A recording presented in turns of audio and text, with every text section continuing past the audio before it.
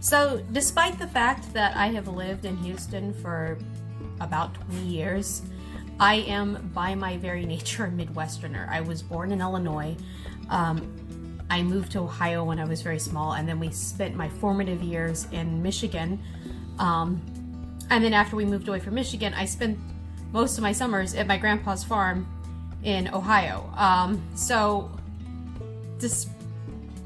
I am a Midwesterner at heart. That's just who I am. And one of the things that Midwesterners are known for is goulash. So you can imagine my surprise when my husband, a born and raised Houstonian, also expressed a love for goulash. Goulash is one of those things, it's definitely like a cold weather food. It's very comforting, it's very hearty. It's great for like right now, which isn't quite cold in Houston, but it's definitely chillier than it has been, and I will take that because I miss the seasons. I miss seasons so badly. I miss snow. I miss like fall. So we'll take the fall we get. It's not the fall we deserve, but it's the fall we have. And we'll make some goulash and maybe drink some cocoa.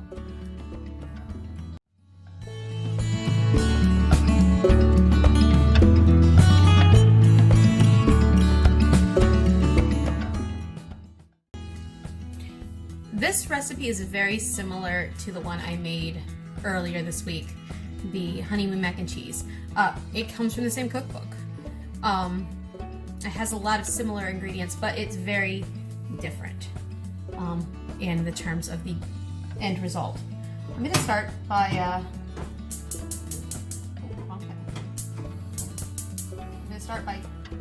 boiling some water.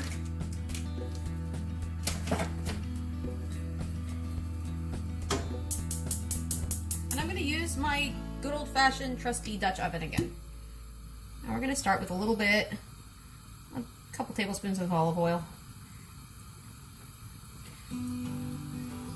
This is another one of those wonderful recipes you can find in the Fresh 20 cookbook. Buy it, love it. And we're gonna let that oil get hot. And just like we did the last time, we are going to, all good recipes really start with onions and garlic if they're savory. And that's my opinion. I think that the best recipes start with onion and garlic. So we're gonna start with onion.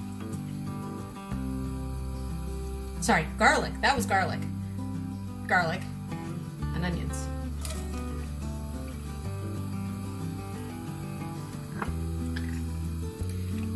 And we're gonna let those heat up, and we're gonna let them get, you guessed it, translucent and aromatic. Because that's what onions do. They get translucent and aromatic when they've been cooked in oil. And that is probably one of my favorite things to do with an onion, besides put it on a sandwich or a burger, or caramelize it. But honestly, caramelizing is really just cooking onions until they're translucent and aromatic, and then you add sugar and they caramelize and they're delicious.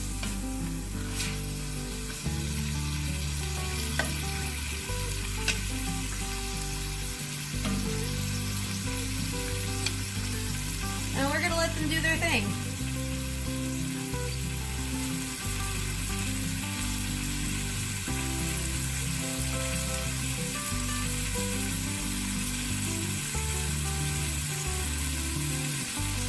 And so this recipe, actually, the recipe version calls to cook the onions until they're translucent and then remove them and then brown the beef. But I'm not going to do it that way because I really love cooking my hamburger with my onions and my garlic. So we're just going to do that. They're slightly translucent, not fully translucent, but we're going to add our hamburger and we're going to cook it up with the garlic and the onions. And it's going to take on the flavor of, you guessed it, the garlic and the onions, which is going to make for a much more interesting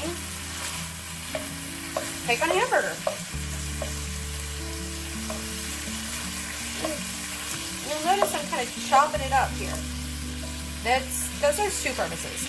One, it gives you more surface area to cook, which means it cooks a little faster. And two, you want it to be kind of crumbly for the goulash, so start the crumbly early. So we're just gonna brown this. We're gonna cook it until the pink is gone and a kind of brownish, grayish hamburger remains. And you can make this this recipe can be made with ground turkey. I had ground beef in my fridge, so that's what we're using.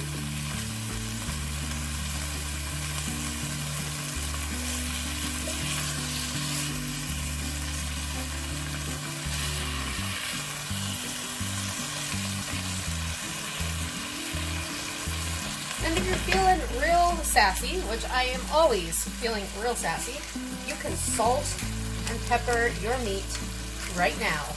And it will all cook together and it will be wonderful, and you will get a lot more layers of flavors. We want the layers of flavors. This is like the world's best pepper mill in my opinion. It's OXO. But it's choose your own pepper adventure. It's got a little like dial on it that you can dial the fineness or coarseness of your pepper, which is kind of awesome.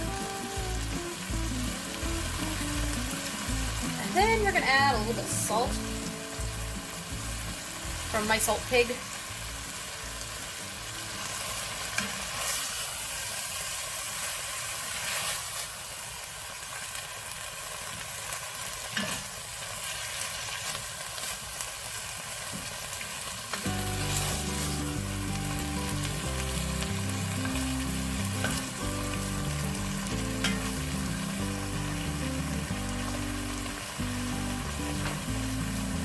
Traditionally, good goulash has paprika in it, and usually would use like a Hungarian goulash or Hungarian paprika. But I'm really digging the smoked Spanish style paprika that I've been using recently. I like a lot of complexity of flavors. Your mileage may vary. It's one of those things, you learn your own palate as you go, and you also learn you're out of paprika and you need to go get some more at the store. Oh, tragedy. I have to go to the spice store. Whatever shall I do?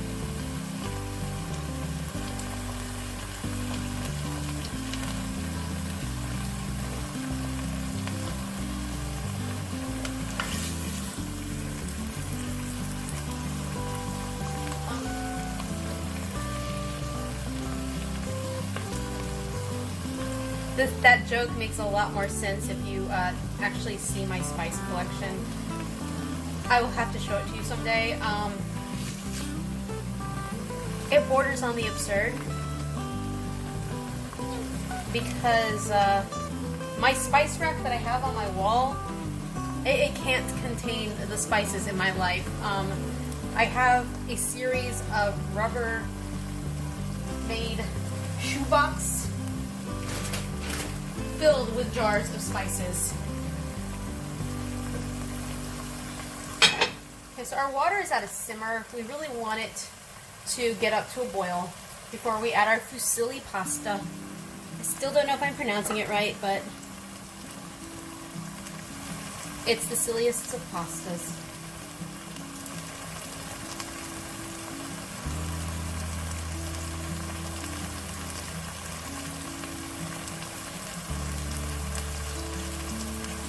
And that is nice and crumbly, and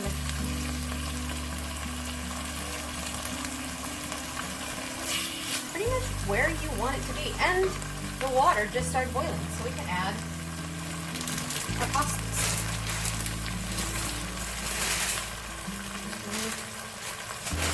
The rest of the bag from the other night. Monty just heard me rattling a bag and assumes that must mean a treat for him. because all plastic bags mean dog treats.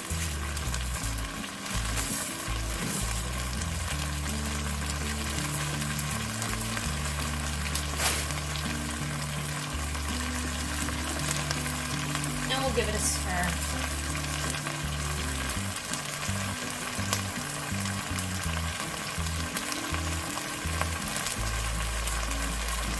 We're going to turn that down just a wee bit.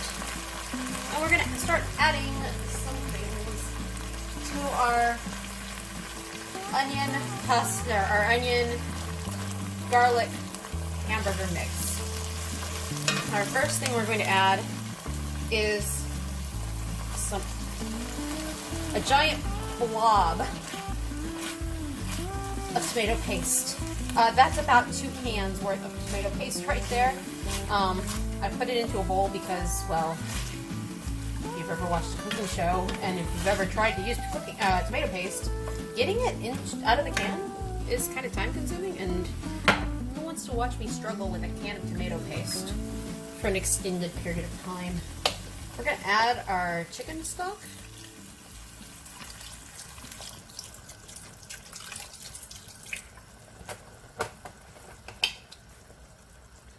It's about 2 cups of chicken stock.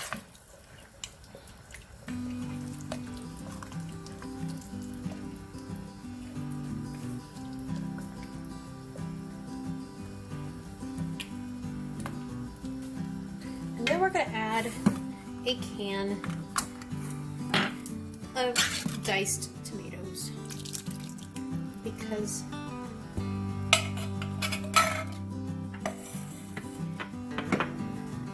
they have a nice flavor. They have a nice little chunky tomatoiness to them. Honestly, this could potentially be a really good, if you were to change the spices up, add some like herbs and whatnot, this would make the basis of a really good meat sauce for spaghetti. I'm gonna have to try that.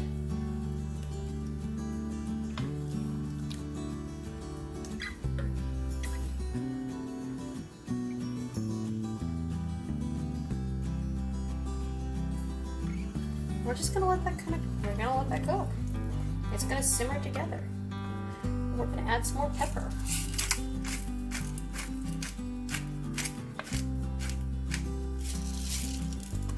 We're gonna turn it down because it's doing this buttery thing that sauces tend to do when they're heavy. And I'm gonna go look and see if I can find some more paprika.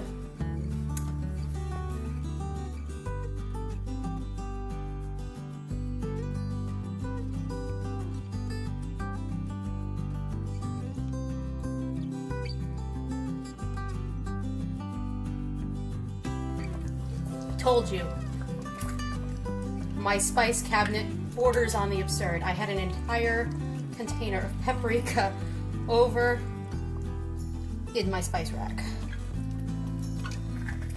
because there's never enough paprika in your goulash.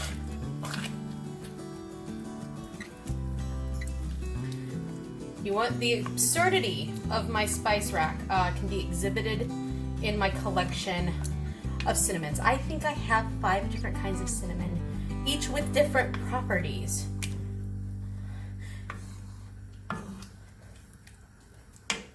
The spice shop where I go, though, I didn't buy them all. They tend to give you like free samples every time you spend a certain amount of money, or just visit them, spend any money. They're pretty cool like that. So I'm always getting new samples of things to try. Which is probably why I have so many tiny jars of paprika. I exaggerate, I only have 1, 2.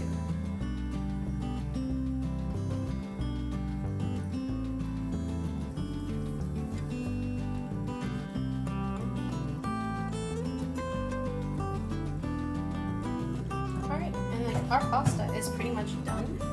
I'm gonna let that kind of cool down. It's gonna keep cooking a little bit longer and get it a little past al dente. You know, where it's still slightly firm.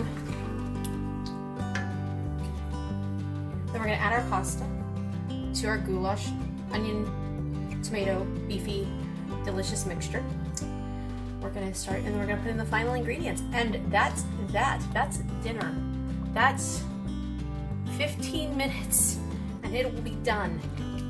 Okay, it might be closer to 20, but still, that is pretty epic.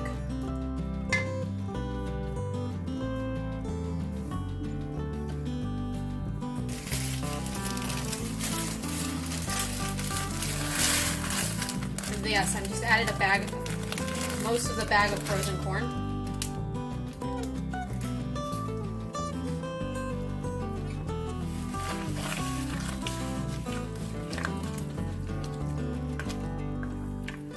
The recipe said to add that later, but I'm like, it's frozen corn. You want it to kind of cook. It's frozen.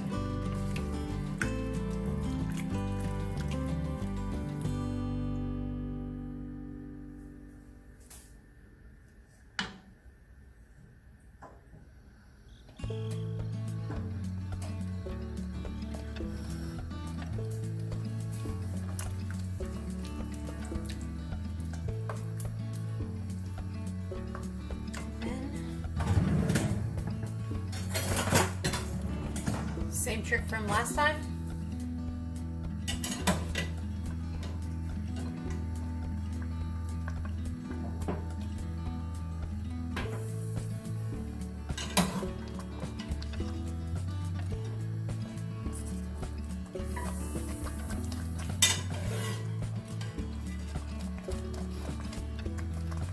One of the reasons why you kind of want your pasta a little on the al dente side is it's going to finish cooking in the sauce, and it's going to absorb those little saucy flavors.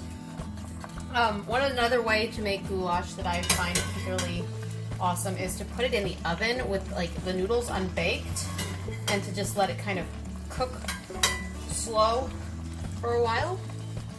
And when it does that, like the noodles cook in the sauce and they absorb all of the deliciousness. So I added the pasta to the goulash, and I've been letting it simmer for about 5 minutes.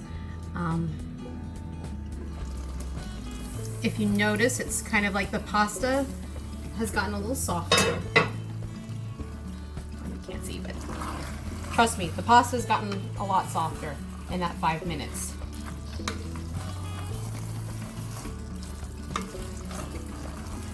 And now I'm going to add my favorite ingredient.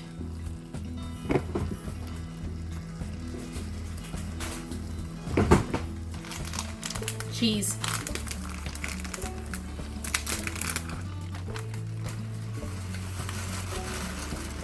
Add about 6 ounces of cheese, so about 2/3 of a bag.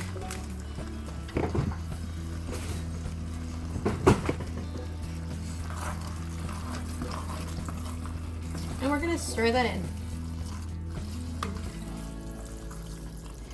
And we're gonna take time to appreciate my kitchen triangle and the fact that like I have a stove, refrigerator, and a sink. And then easily, that's the one good thing about my kitchen. Size, not so great. Kitchen triangle is epic.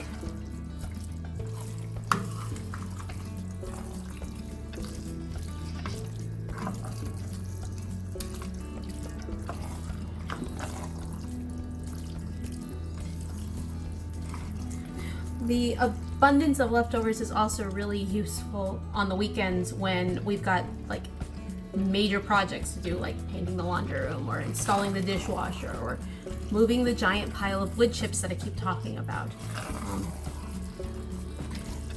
or gardening or whatever. It gives us something to eat so we don't go out and get food from a restaurant. But it's done. Food never ceases to amaze me, because we essentially have very similar ingredients, like I said before, to the other meal that I made this week. We have fusilli pasta, cheese, a ground meat, and by changing some of the ingredients, like adding more of a tomato base than a milk creamy base, we have made a completely different kind of meal. So I'm gonna go get the husband. We're gonna eat some food. If you enjoyed this, click subscribe and try my other recipe for the newlywed mac and cheese. Or if you're in the mood for something sweet, my grandma's chocolate chip zucchini cake.